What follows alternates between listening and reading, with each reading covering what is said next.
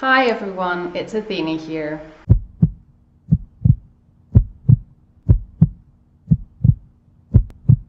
For those who experience domestic abuse or narcissistic abuse in the home when they're children, they end up becoming enablers for their abuser. And because of the strong trauma bond, they tend to exhibit behaviors where they make excuses for the abuser.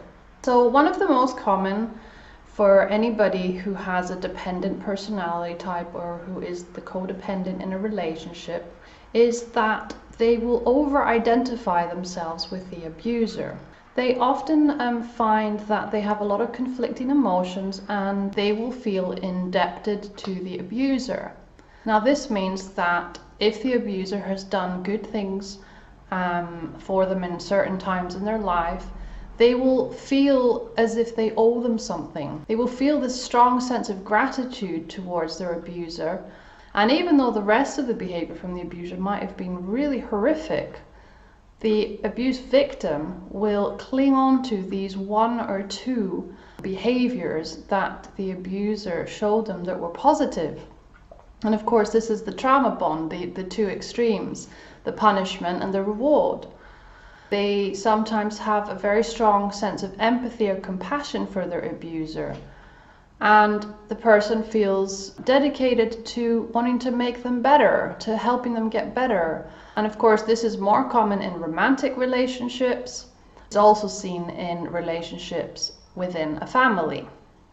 The more that an abused individual explains bad behaviors away, the more that they ignore certain bad behaviors and they try and rationalize, then the worse that is in the long term. And the abused individual will find it harder to break away from that relationship.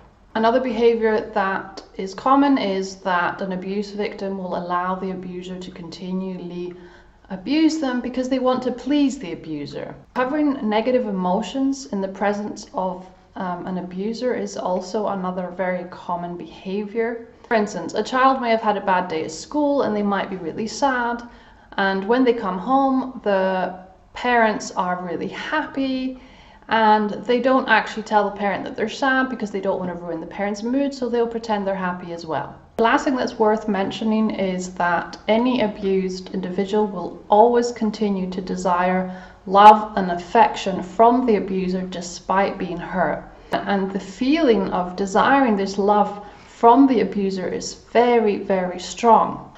And if that abuser were to leave them, they would be utterly devastated. It would not be a normal loss, it would be an utterly catastrophic loss. They would feel suicidal, they would feel very, very, very unhappy and very empty.